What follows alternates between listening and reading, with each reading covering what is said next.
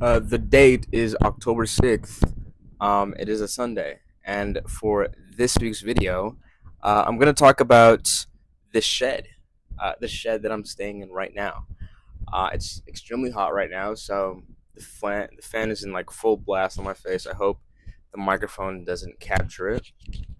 I guess we'll see post making this video.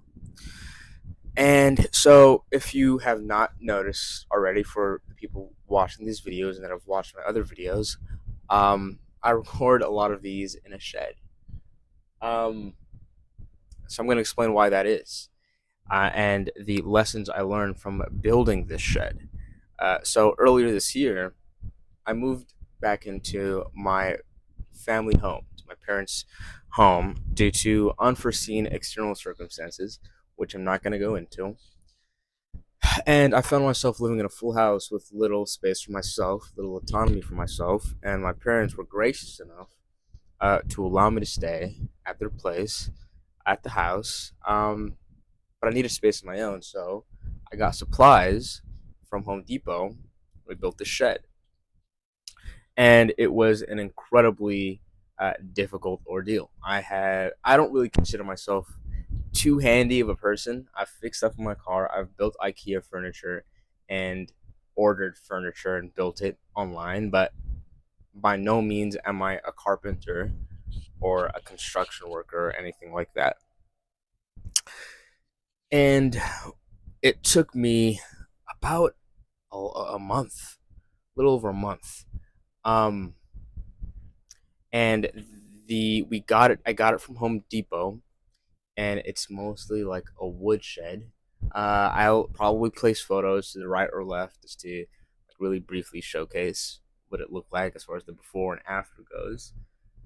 Um, but yeah, it's a bunch of I think it's sandalwood panels all around here, with insulation underneath, roofing, and electricity.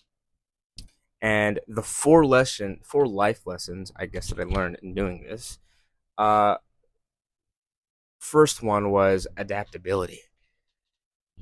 In my head, I thought it would take about a week to build this. I had to get the supplies, and we'd start banging it out, and we'd be done by a week. Little did I know it would take a month and some change, and that it would be incredibly difficult. Um, so yeah, the thing that I learned is that things change. The timelines that you have planned out, usually won't work out. The best you can do sometimes is have a roadmap of an idea or an image of something that you want, and just to follow that and see where it leads you. And that's kind of what my approach was with this. Just to name a few things that came up with this. We had the wrong insulation. The roofing came out several times.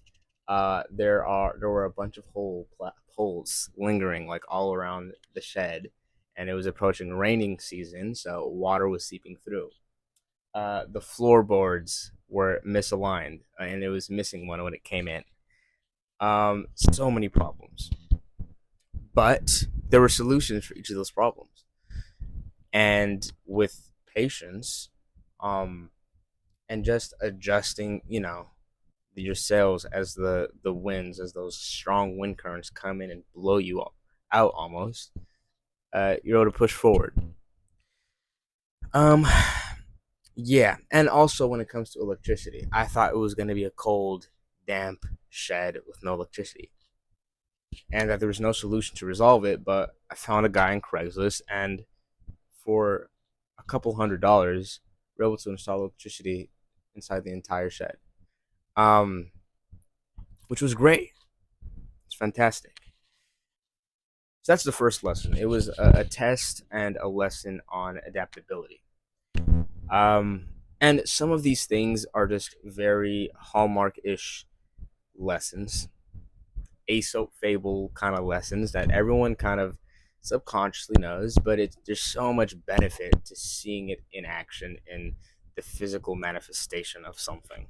The same way, some basic lessons that you learn from exercising or working out or building your body, um, allows you to actually apply those skills more directly, or apply those lessons more directly, because you see the material kind of manifestation of those lessons.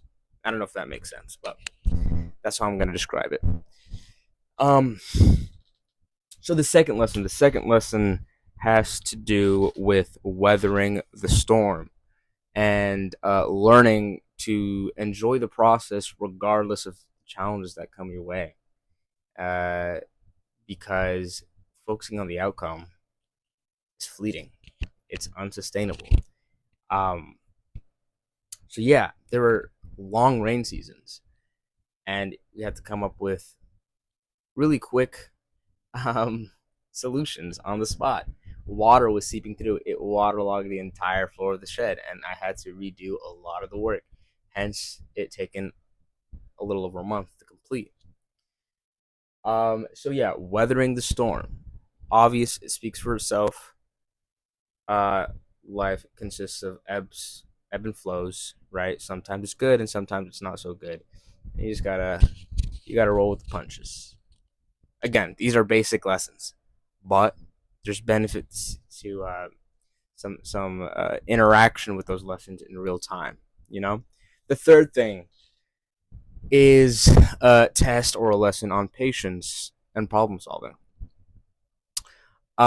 This took a long time to build.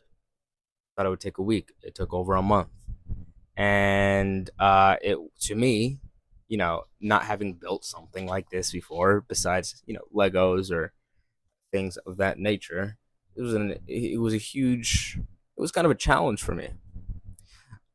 So a daunting challenge. So one of the foundational principles of problem solving in any discipline um, is to break down seemingly difficult challenges, problems into tiny bit-sized pieces, and to focus on those tidbit pieces one by one. That's what I had to do with this. I segmented the different aspects of the challenge that are related to building the shed when it comes to electricity, furnishing, insulation, flooring, roofing, all that stuff. It seemed overwhelming, but focusing on those tasks one by one and seeing how much I can